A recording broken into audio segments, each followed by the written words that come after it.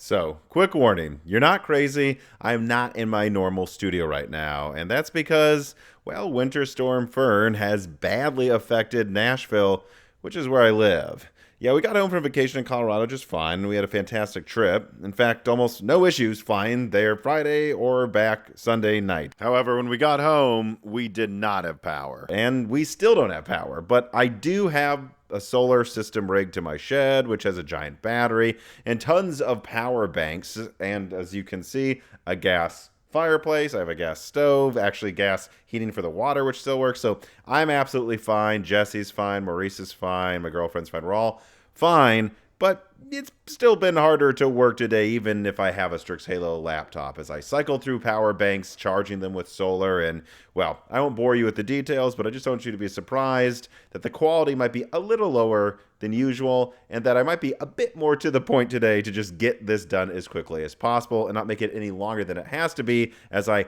upload it to YouTube through a hotspot. But anyways, just wanted to warn you. Now, let's get on with the video.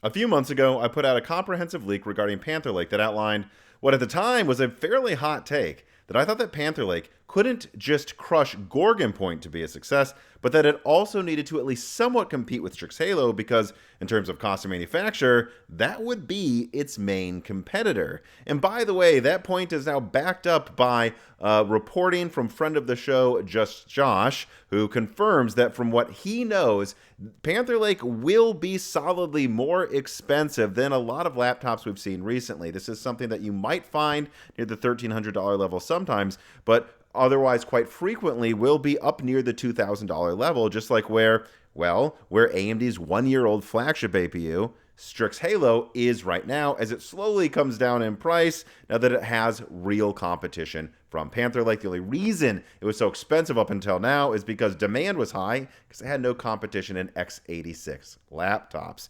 And yet, despite hearing great things at CES, I didn't expect this to really happen, for Panther Lake to so easily compete with Strix Halo. But I have to say that what I saw today is that in common play scenarios, it manages to compete not just with the RTX 4050, but also the RTX 5050. And in extreme scenarios, yeah, Panther Lake can compete and even beat Strix Halo in performance, which is absolutely crazy. All I have to say about that is, wow.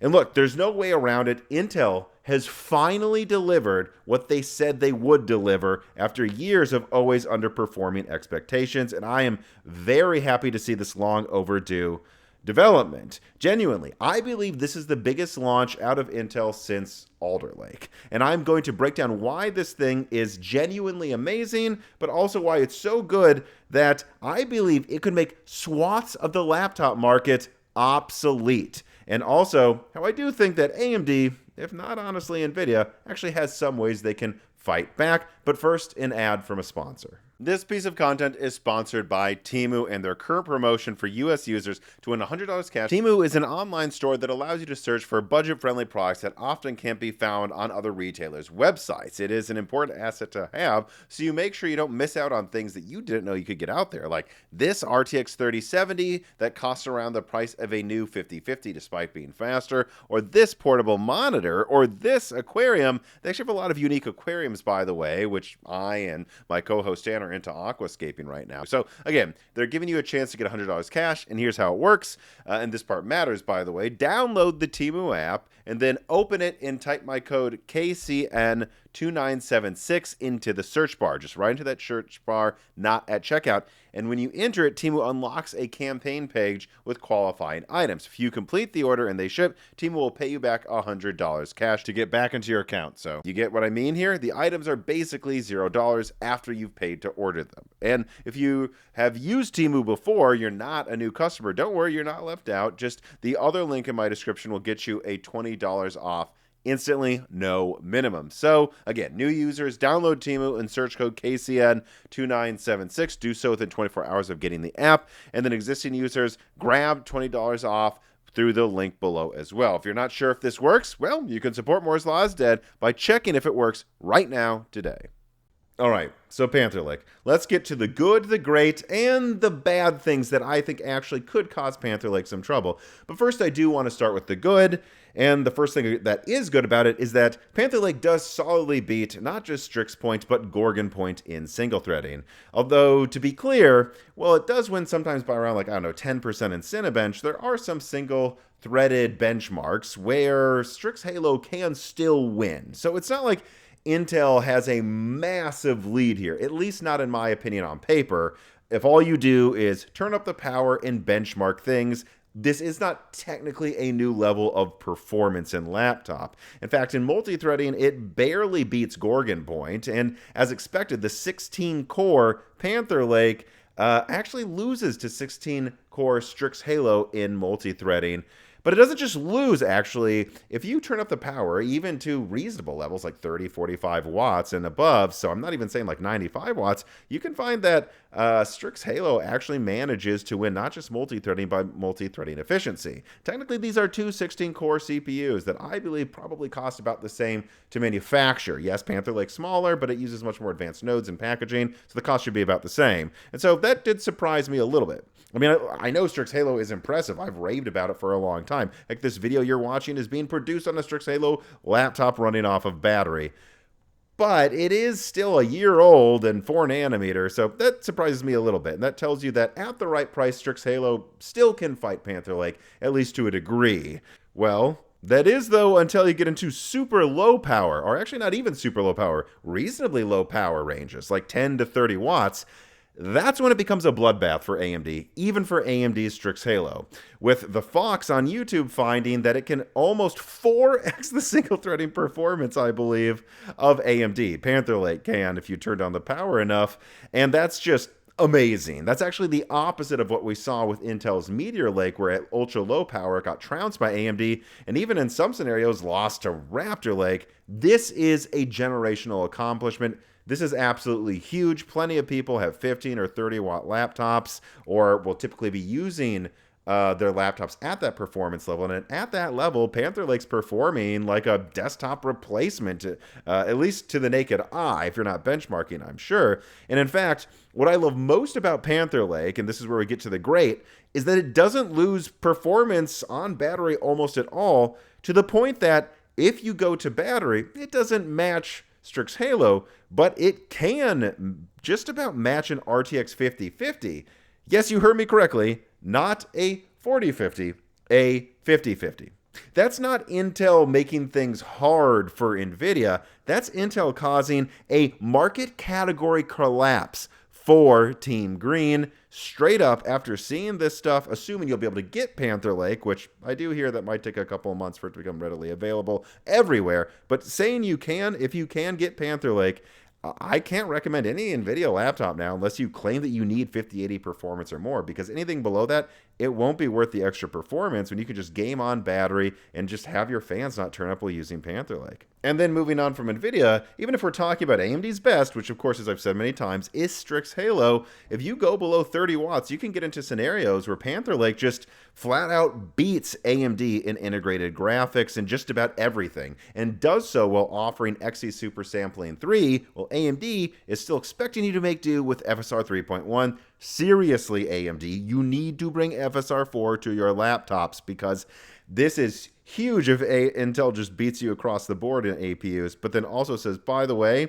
that's misleading. We also have fairly modern upscaling tech that will make AMD feel like they're way behind. AMD needs to fix this. And so, yeah, there you go. Months ago, I said in a video that Panther Lake needs to go toe-to-toe with Strix Halo for it to really make sense, or to really be a big winner. And I believe that Panther Lake has accomplished this. And while I was skeptical at the time that they would be able to do it, I am very happy to be proven wrong for once by Intel. This is great. This is the type of stuff I like to see. But okay, it's not all good for Panther Lake. Let me go through the things that I think could be problematic for this lineup. And first of all and foremost, it is the straight up anti-consumer naming. I'm not going to beat around the bush on this one. It's not confusing. It's not weird. This stuff is anti-consumer. Like, what Panther Lake really offers is amazing if you get the full GPU, the full 12xe core GPU.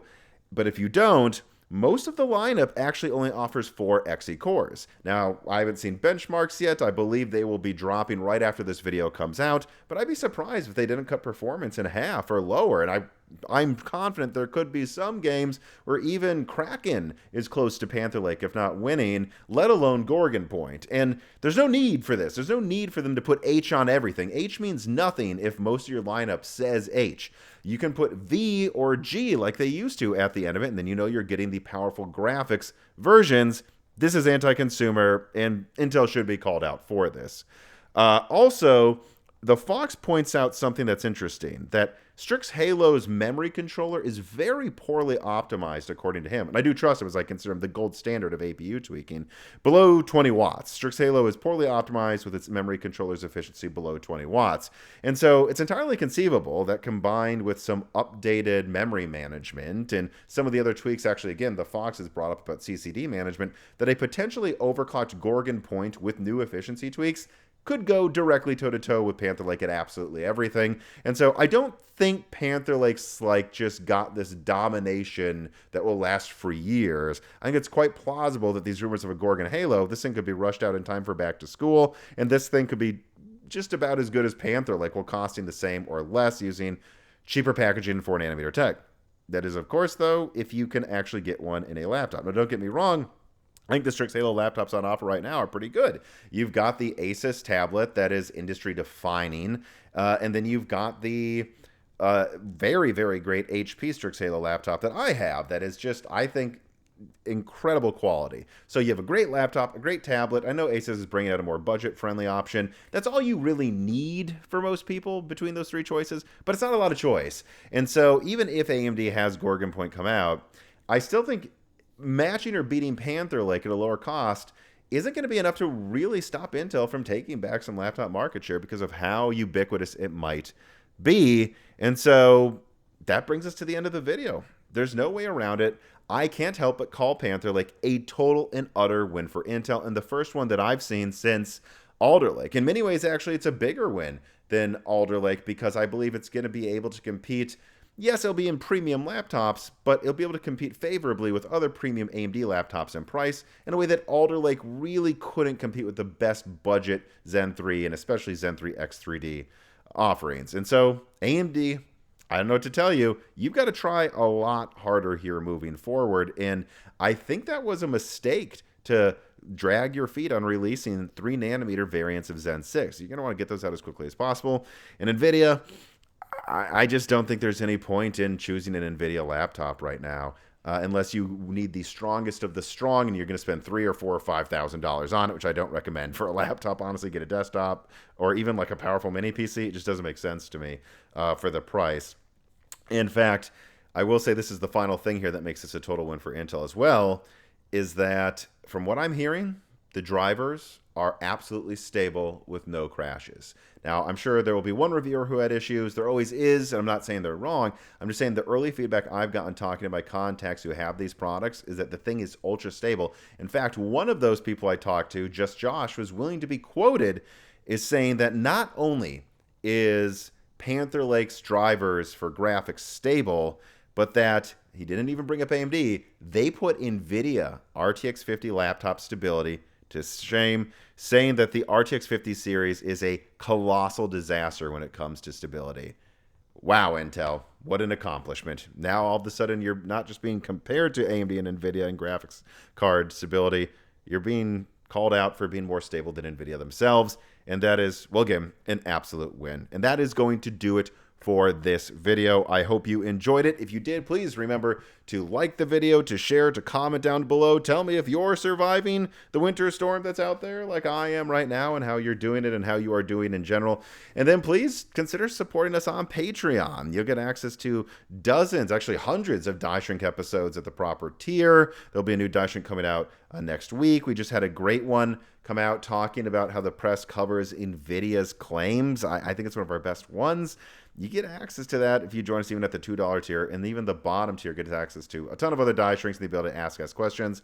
Just Josh will actually be the next guest on Broken Silicon. We'll be recording with him in a few days, and he'll be talking to me all about his Panther Lake and Gorgon point testing. So join the Patreon to support, to be able to ask him questions, and also to support me trying to stay warm during a winter storm. But no matter what, though, if you made it this far into the video, thank you for watching.